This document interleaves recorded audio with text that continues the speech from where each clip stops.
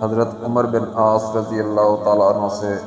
روایت ہے کہ رسول اللہ صلی اللہ علیہ وآلہ وسلم نے ایک دن خطبہ دیا اور اپنے اس خطبے میں ارشاد فرمایا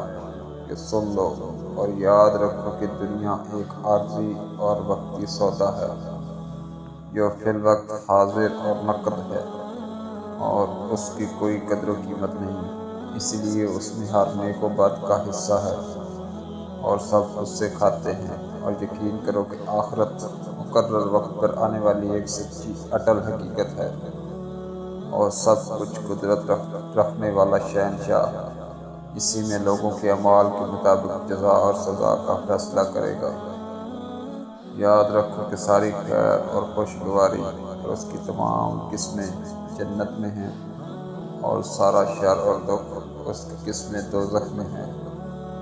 بس خبردار خبردار، جو کچھ کرو اللہ سے ڈرتے ہوئے کرو، اور ہر عمل کے وقت آخرت کے انجام کو پیش نظر رکھو، اور یقین کرو کہ تم اپنے اپنے اعمال کے ساتھ اللہ کے حضور پیش کیے جاؤ گے۔ بس جس شخص نے ذرا برابر کوئی نیکی کی ہوگی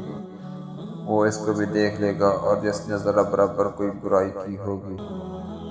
وہ اس کو بھی پا لے گا۔